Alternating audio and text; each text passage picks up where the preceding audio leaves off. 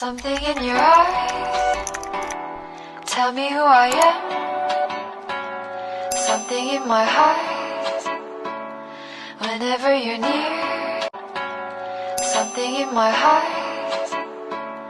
whenever you're near. Bismillahirrahmanirrahim. Assalamualaikum warahmatullahi wabarakatuh. Alhamdulillahirrabbilalamin. Wabihi nasta'inu ala umuri dunya waddin. Wassalatu wassalamu ala asyrafil anbiya wal mursalin Sayyidina Muhammadin wa ala alihi washabihi ajmain, amma ba'du. Pertama-tama marilah kita aturkan puji syukur kehadirat Allah Subhanahu wa taala yang mana telah melimpahkan kita rahmat hidayahnya sehingga kita bisa dapat berkumpul melalui link Zoom kali ini. Salawat serta salam selalu tercurah limpahkan kepada junjungan kita Nabi besar Muhammad SAW yang mana telah membawa seluruh umat muslim dari zaman jahiliyah menuju zaman terang-terang yakni Islam. Izinkan memperkenalkan diri. Nama saya Muhammad Dan Pamungkas. Saya di sini sebagai moderator sekaligus anggota dari kelompok 2 yang akan memandu jalannya acara presentasi online kali ini. Adapun pembahasan yang akan kami bahas pada kali ini yaitu tema hak dan kewajiban warga negara, kemudian topik bantuan sosial, dan judul penyaluran bansos di tengah pandemi COVID-19. Langsung saja tanpa basa-basi untuk pemateri pertama, waktu dan tempat dipersilakan.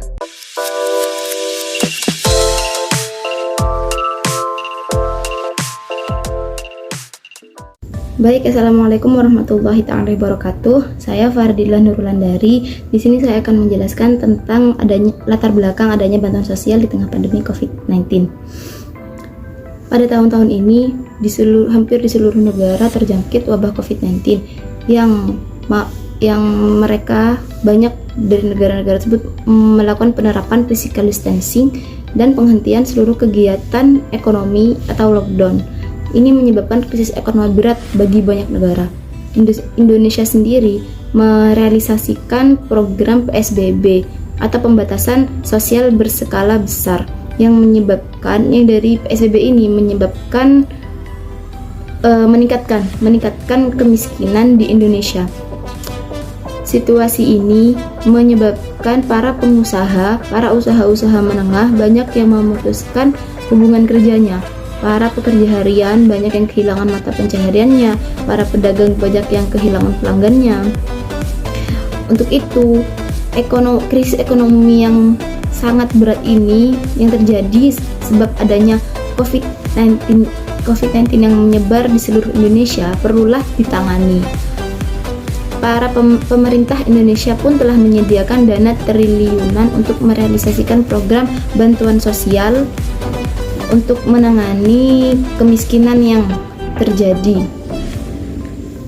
Untuk lebih jelasnya mengenai program bantuan sosial akan dijelaskan pemateri selanjutnya. Sekian dari saya. Wassalamualaikum warahmatullahi wabarakatuh. Ya, terima kasih kepada saudari Bulan yang telah menyampaikan materinya. Langsung saja kepada pemateri kedua. Waktu dan tempat dipersilahkan.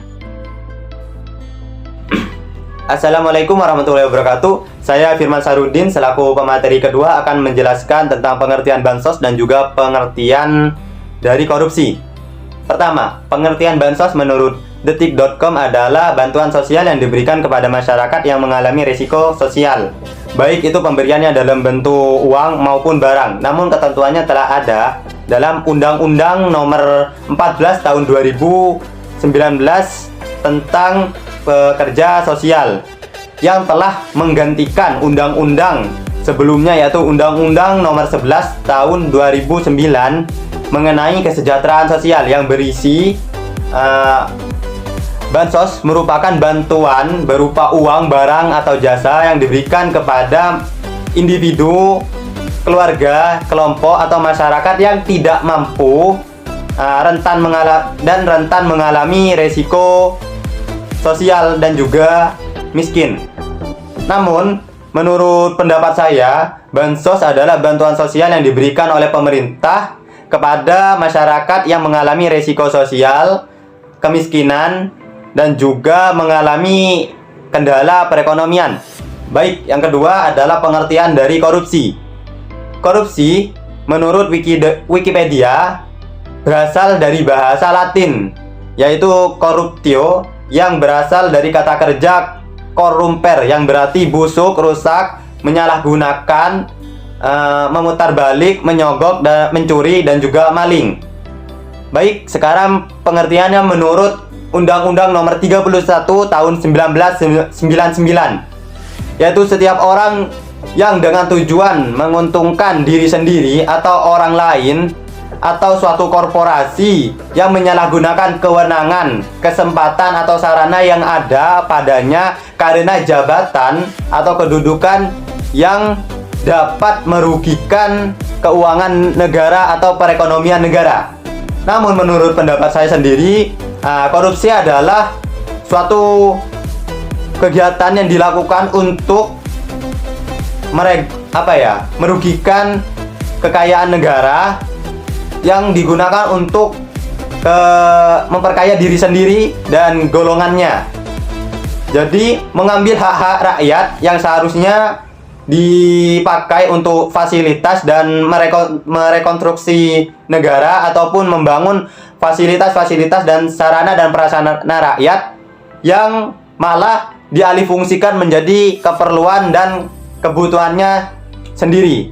Baik, kurang lebihnya saya mohon maaf. Assalamualaikum warahmatullahi wabarakatuh. Terima kasih pada saudara Firman selaku pemateri kedua. Langsung saja menuju pemateri ketiga. Waktu dan tempat dipersilahkan. Assalamualaikum warahmatullahi wabarakatuh. Perkenalkan, nama saya Ardila. Di sini saya akan menjelaskan tentang jenis-jenis bansos. Bansos dibagi menjadi dua kategori, yaitu program non-reguler dan program reguler. Program non-reguler dibagi yaitu bantuan langsung yang turun dari dana desa, dan yang kedua bansos sembako untuk daerah Jakarta. Dan yang kedua program reguler yang berisikan tentang kartu prakerja, dan yang kedua berisikan tentang penambahan peserta program keluarga berencana. Tujuan pemberian bansos itu untuk merehabilitasi sosial dan menanggulangi kemiskinan bagi masyarakat yang kurang mampu. Sekian dari saya, terima kasih. Ya, terima kasih pada saudari Ardila selaku pemateri ketiga. Langsung saja menuju ke pemateri keempat. Waktu dan tempat dipersilahkan. Assalamualaikum warahmatullahi wabarakatuh. Perkenalkan, nama saya Raras Dainta Astuti. Di sini saya akan menjelaskan tentang target penerima bansos. Target penerima bansos sendiri itu dibagi menjadi 3 kelompok. Yang pertama itu masyarakat yang berada di bawah garis kemiskinan. Yang kedua, masyarakat yang rentan jatuh miskin. Masyarakat rentan ini merupakan mereka yang bisa jatuh ke bawah garis kemiskinan jika terjadi syok pendapatan. Yang ketiga, masyarakat lain yang sebetulnya berada jauh dari garis kemiskinan, namun pendapatannya terdampak situasi ekonomi akibat COVID-19 ini. Ketiga golongan ini menjadi prioritas pemerintah dalam menyalurkan bantuan sosial pemerintah. Jumlahnya lebih dari 60% penduduk termiskin di Indonesia atau yang termasuk ke dalam desil 6 dari segi pendapatan. Sekian penjelasan dari saya. Terima kasih. Ya, terima kasih pada pemateri 4. Langsung saja menuju ke pemateri ke-5. Waktu dan tempat dipersilahkan. Bismillahirrahmanirrahim. Assalamualaikum warahmatullahi wabarakatuh. Perkenalkan, nama saya Zara Akbar Rizky dari kelompok 2 yang akan menjelaskan atau membahas tentang konflik.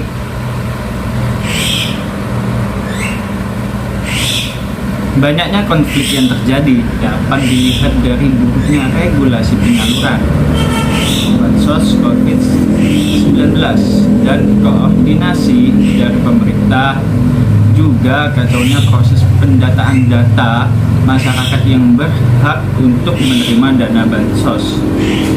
dana bantuan sosial COVID-19. Kasus tersebut dibuktikan dari adanya pengakuan dari masyarakat serta fakta yang memperlihatkan bahwa paket sembako yang diberikan sangat tidak sesuai dan jauh dari kata layak dari nominal yang telah ditetapkan oleh pemerintah. Salah satu masyarakat yang terdampak kasus korupsi dana bantuan sosial COVID-19 ini adalah masyarakat miskin.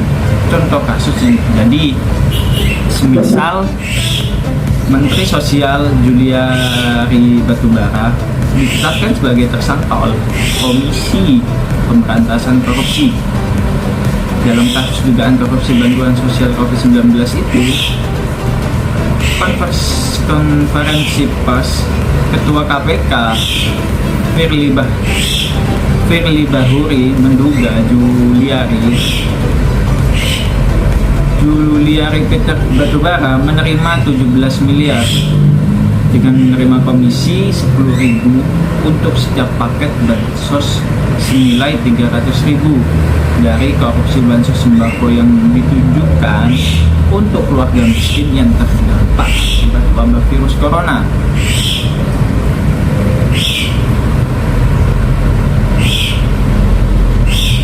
AA Umbara, tersangka korupsi bansos COVID-19, menetapkan Bupati Bandung Barat AA Umbara Sutisna beserta Toto Gunawan dan Andri Wibawa sebagai tersangka dugaan suap terkait penggandaan barang tanggap darurat bencana pandemi COVID-19 pada Dinas KBB tahun 2020. AA Umbara diduga menerima uang suap sekitar 1 miliar dari penggandaan ini.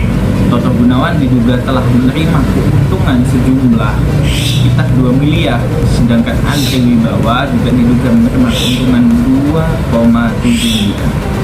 Dari sini kita memahami bahwa banyak terjadi konflik di kala pandemi kian merajalela di tanah air kita, entah itu dari pemerintah ataupun dari rakyat. Dalam sudut pandang yang berbeda, kita tidak bisa menyalahkan pemerintah dan juga tidak bisa menyalahkan rakyat. Di sini kami memang membutuhkan suatu bantuan agar di kala pandemi ini kita masih bisa hidup. Banyak sudah saudara-saudara kami yang kena PHK, juga yang keluarin dari pekerjaannya hingga dia tidak bekerja dan akhirnya mati kelaparan. Namun di sisi lain, pemerintah tak cepat tanggap dalam menangani korupsi yang terjadi pada dana bansos COVID-19. Apa yang dipikirkan oleh mereka? Mereka sudah cukup rakyatnya yang hampir saja mati kelaparan, malah kau ambil dana tersebut. Jadi sekian penjelasan tentang konflik yang terjadi di tanah air kita tercinta. Ya, terima kasih kepada pemateri kelima yang sudah menyajikan materinya. Langsung saja menuju ke pemateri ke-6. Waktu dan tempat persilahkan. Baik, Assalamualaikum warahmatullahi wabarakatuh. Perkenalkan, nama saya Yuda Safira Dwi Lestari. Di sini saya akan menjelaskan pencegahan yang dilakukan oleh pemerintah. Menurut Menteri Sosial Tri Risma hari ini menyatakan bahwa pihaknya akan melakukan pencegahan agar tidak ada korupsi dalam penyaluran bantuan sosial atau biasa disebut dengan bansos. Yang pertama, dengan memperbaiki kualitas data agar data menjadi lebih akuntabel, dengan mensinkronkan seluruh data yang ada dan memadankan dengan data kependudukan dan catatan sipil atau Dukcapil. 2. Dengan memperbaiki mekanisme penyaluran, dengan melakukan bansos dalam bentuk transfer uang antar bank sehingga warga bisa langsung mengambil ke bank sendiri-sendiri. Dan khusus untuk bansos tambahan beras sebanyak 10 kg per keluarga penerima manfaat atau KPM, pengadaannya dilakukan oleh Bulog. sehingga Bulog langsung mengirim ke KPM dan tidak lagi melalui Kementerian Sosial. Yang ketiga, dengan Kementerian Sosial akan menggandeng Bank Indonesia, Otoritas Jasa Keuangan, dan perusahaan fintech untuk membuat fitur agar perbelanjaan bansos yang telah diberikan dapat dikontrol sesuai dengan penggunaannya. Sekian, selebihnya saya kembalikan ke moderator. Ya, terima kasih kepada Saudari Hilda selaku pemateri ke-6. Dan terima kasih untuk semua pemateri yang sudah membahas atau sudah menyajikan materi-materinya. Dan untuk berikutnya langsung menuju ke sesi pertanyaan. Mungkin dari para audiens ada pertanyaan atau ada saran atau sanggahan, bisa dipertanyakan. Waktu dan tempat dipersilahkan. Assalamualaikum warahmatullahi wabarakatuh. Saya Nanda Erlina. Di sini saya akan bertanya kepada pemateri. Bagaimana pendapat Anda mengenai korupsi dana bansos pada saat ini dan hukuman apa yang pantas didapatkan oleh koruptor tersebut? Dan juga bagaimana cara menanggulangi agar kejadian-kejadian tersebut tidak terulang kembali? Sekian dari saya. Wassalamualaikum warahmatullahi wabarakatuh. Ya, terima kasih kepada Mbak Nanda selaku audiens. Mungkin dari para pemateri ada jawaban, monggo dipersilahkan. Ya, di sini saya akan menjawab pertanyaan dari Saudari Nanda. Nah, korupsi bantuan sosial pada saat pandemi COVID-19 ini sangat di luar kemanusiaan. Mereka, para koruptor itu dikatakan maling negara, pasalnya pada saat perekonomian negara terhambat, harusnya yang dilakukan adalah membantu, bukan malah menggerogoti uang rakyat. Hukuman bagi para koruptor menurut undang-undang adalah penjara seumur hidup, sesingkat-singkatnya 4 tahun, dan paling lama yaitu 20 tahun. Namun itu tak membuat mereka jera. Kasus ini terus berulang hingga ada sebagian warga negara yang menginginkan hukuman mati bagi para pelaku korupsi. Sekian, terima kasih. Ya, terima kasih kepada pemateri yang sudah menjawab. Mungkin dari Mbak Nanda sendiri ada sanggahan atau ketidakpuasan? Sudah cukup jelas, terima kasih. Oh, baik. Langsung saja untuk pertanyaan berikutnya, mungkin dari para audi.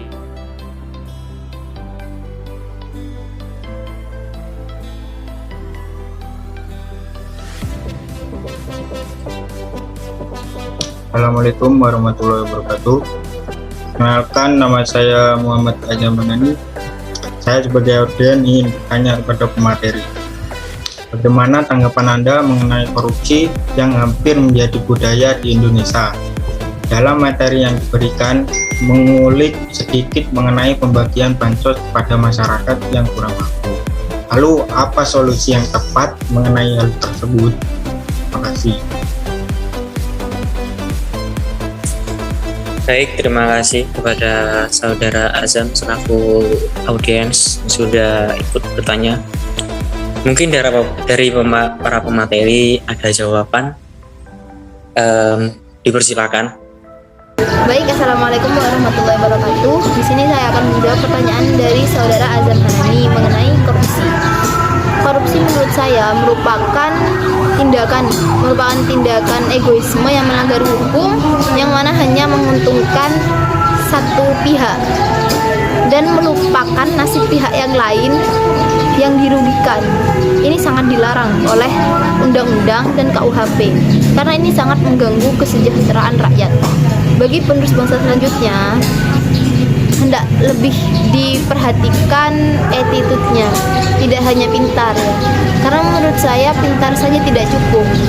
Para pelaku korupsi ini orang-orang yang pintar, namun mereka kehilangan attitude mereka. Untuk solusi dari kasus bansos sendiri ialah yang pertama, lebih diawasi lagi tentang keaslian dari data-data yang masuk agar tidak terjadi kesalahan-kesalahan yang fatal selanjutnya.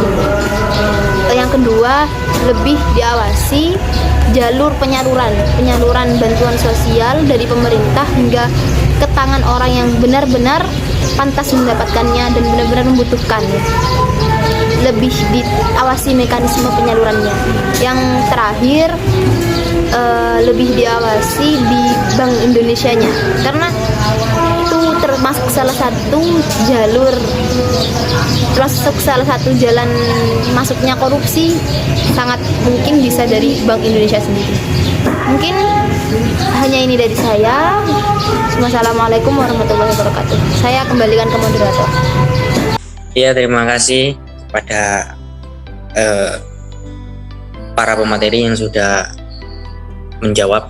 Mungkin dari saudara Azam sendiri, gimana, ada sanggahan atau ketidakpuasan? Sudah puas, sudah jelas semua.